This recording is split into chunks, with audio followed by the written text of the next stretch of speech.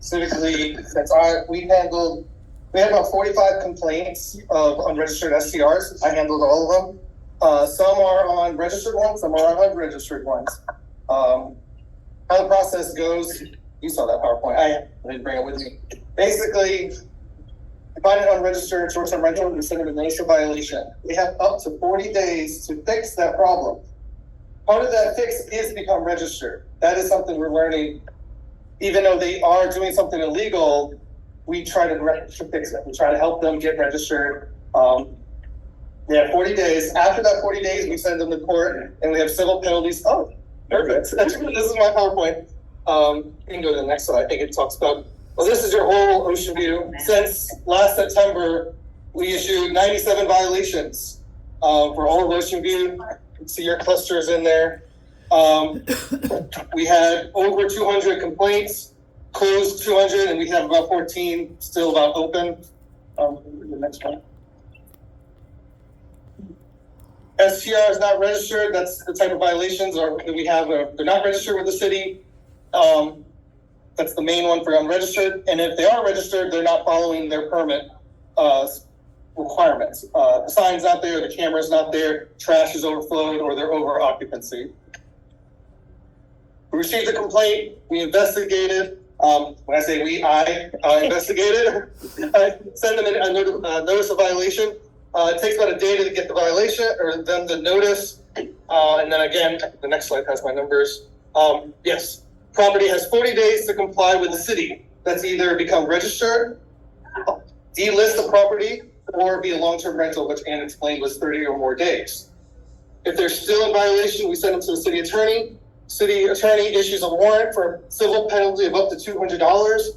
And every 10 days after that, if they're still in violation, we jump it up. The second violation is $500, and then the third violation is $4,200. We have up to $5,000 in civil penalties.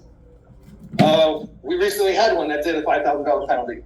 So we are going to court. We're going to court next week for STRs violations. Next slide.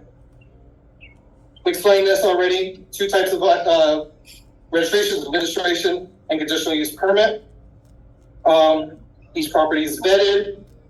Both require zoning permit, inspection, and a business license. We go after the short-term rentals who are missing one of these. If they're missing a business license, we're city employees. We want that taxes, and so we go after them for business license. We go after them for everything to make sure they are fully compliant.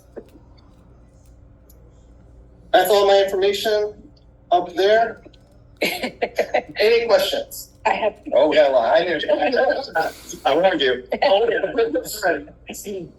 Okay, my question is, it's on the website under Airbnb Norfolk.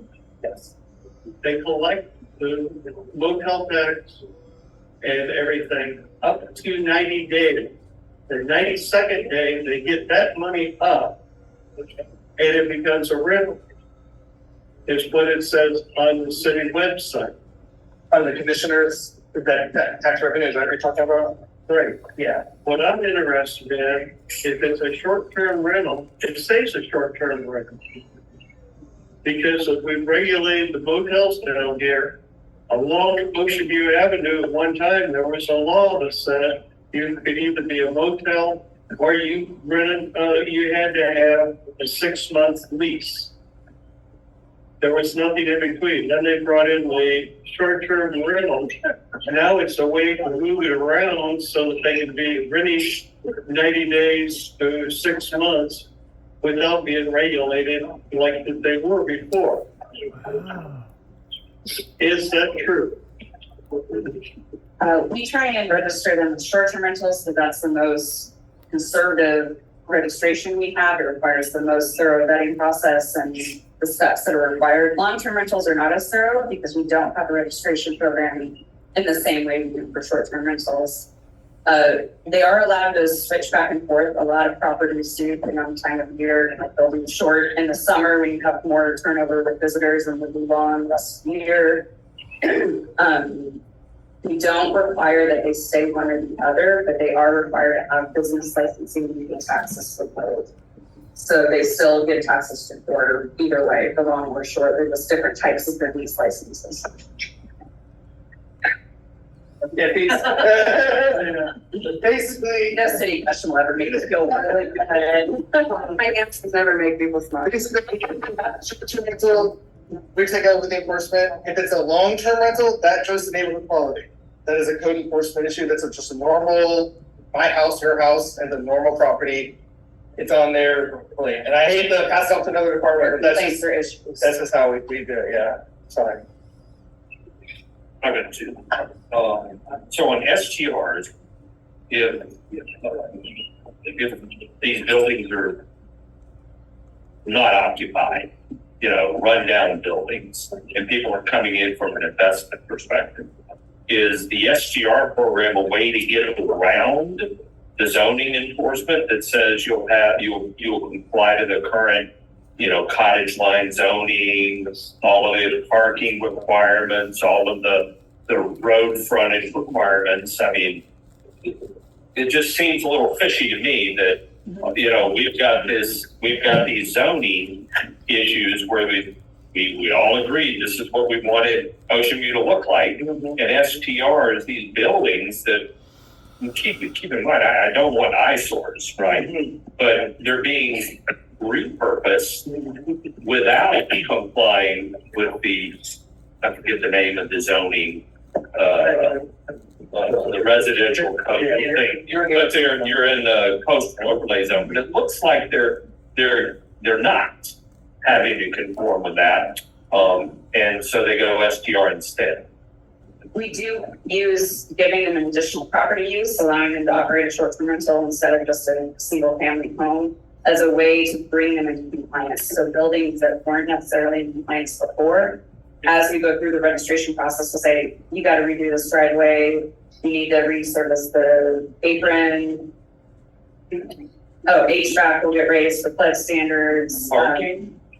Parking is a big requirement for short-term rentals that they have to go through a lot of vetting. And that's partly to alleviate the coastal parking issue. There's not a lot around here. So that's one of the things that we check, that the minimum requirement that they must meet, and we approve of the parking. Has to all be off street? Yeah, for short-term rentals, we require that they have a minimum number of spaces that are off street. There's also other things that short-term rentals have to do that a regular homeowner wouldn't, like sound measuring devices and stuff like that. Yeah. Talk about the balance between the coastal overlay requirements and what these short-term rentals are doing in order to qualify to run a property. We always, for the coastal area, we always bring them up to code before we issue that extra use. So it actually is bringing more properties into that compliance, which is a good thing. I had in your cottage line, I had a STR, it's a duplex. They built a new stairwell, exterior stairwell, out of code. They can't be an STR until they get that into code. So we make sure everything in the building is up to code before we issue that STR requirement. And they're still pending. They're going through a review process now. So we're not just giving them willy-nilly. And my second question was,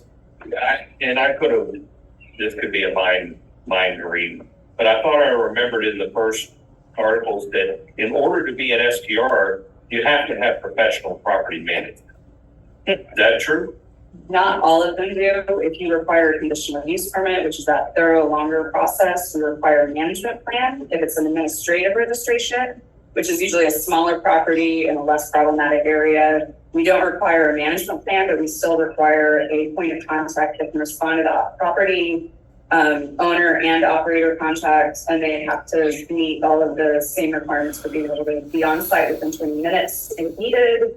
They have to respond to Tom if he reaches out because there was an issue and explain any kind of violation, complaint, come up with a plan that won't happen then. Not a formal plan, but it is. The ones that CUP ones that have to have that 20-minute response time, if I get a complaint on it, I go out, I sit there in my car, I call, I wait 20 minutes and see if they show up. If they do, we go over the problem. If they don't, that's a violation or a strike.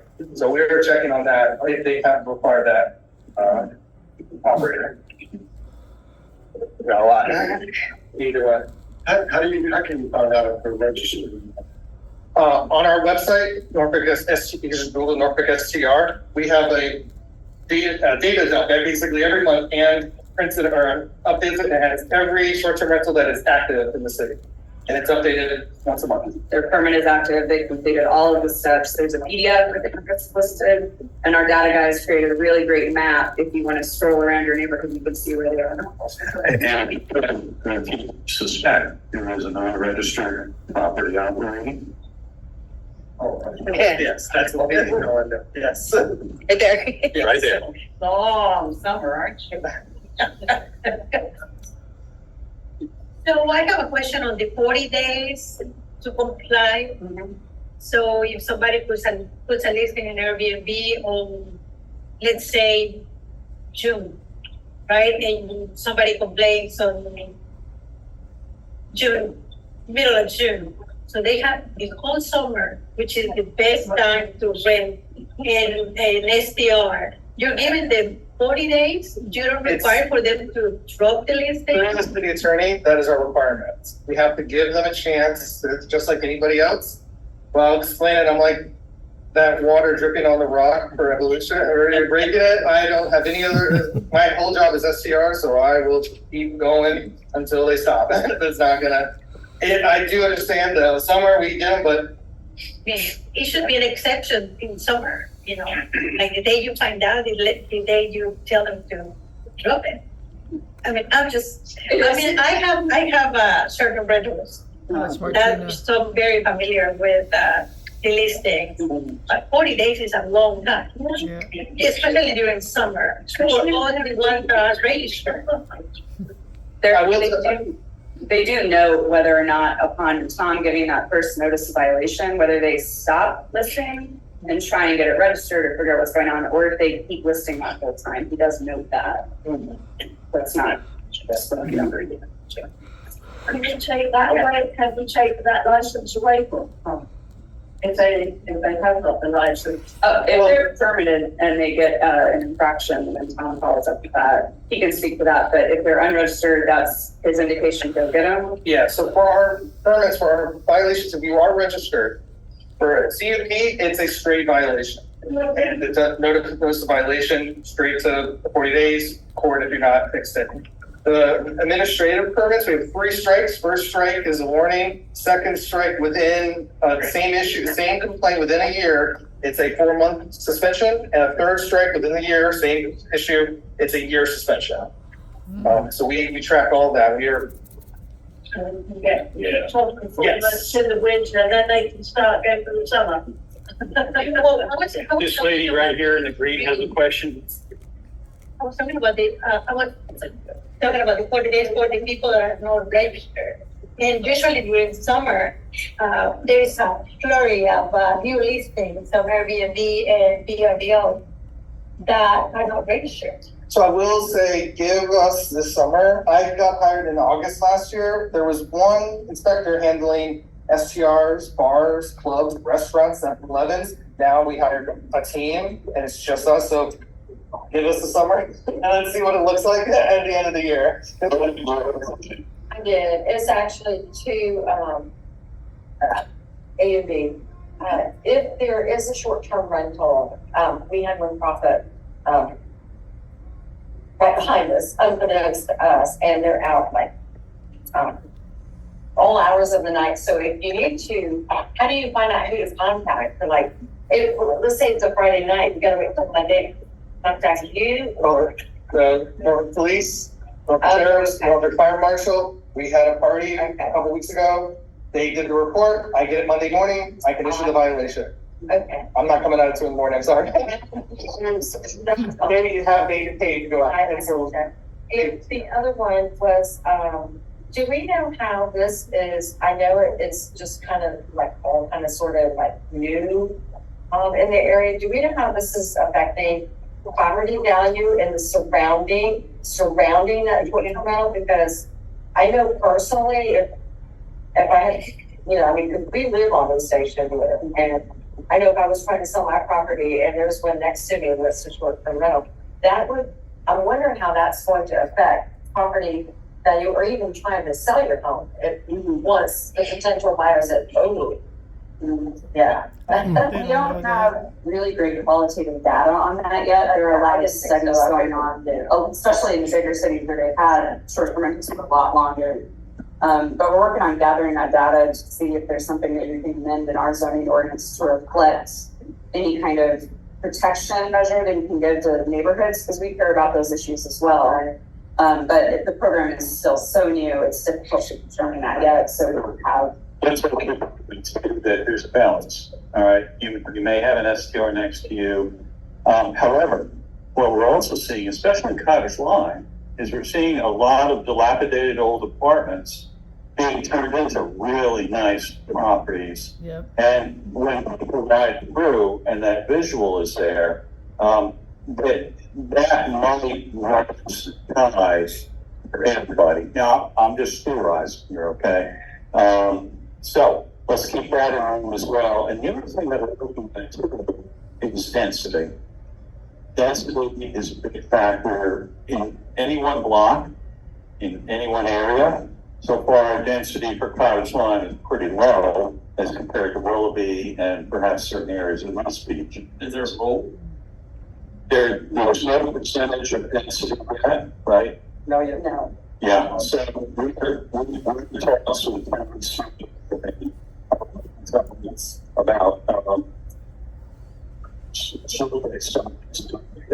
percentages that we can improve. Let's cut down one. I was just talking to a very seasoned real estate agent recently, and she said that, if it becomes oversaturated, then actually it will drive the property values. So we do have to be careful. We don't want the oversaturation. It's a fine balance. And density, I think, is a key factor. I have a question. She's been waiting. So if I ask my question? You're not allowed to answer. Computer. Okay, my question is about the CUP and the process with that, right?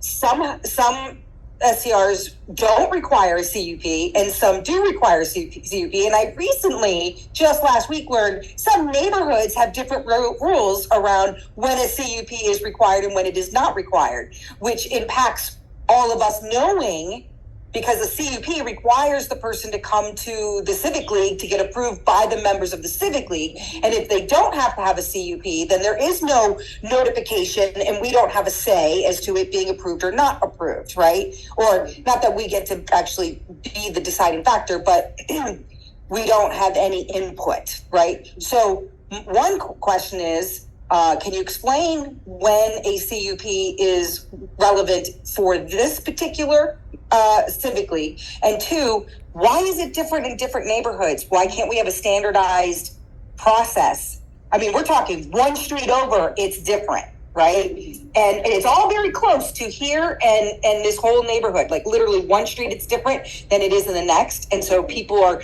having a lot of these smaller houses get bad actors in. So that was my question. That's a great question. Thank you. Virginia Beach does more of a zone system where FTRs are allowed in this zone and not in that one. It's very simple and clear. Of course, we don't do that. That would be too easy and I wouldn't have a job. Ours is actually by property base, not even by neighborhood. So we look at every single individual property separately. So one right next door to another one might need a CUP and might not.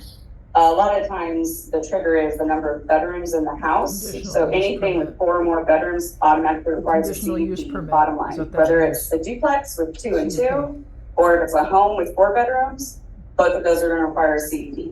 An administrative permit, which is the other type of registration process we have when it's not an actual CUP, is usually for smaller homes in neighborhoods that are less dense or less problematic. They have more parking, or they're not designed well for anything but single family. So if you do have a neighborhood that's more flexible, it might community, that's all. be able to pass administratively. What about So is your multifamily son- homes?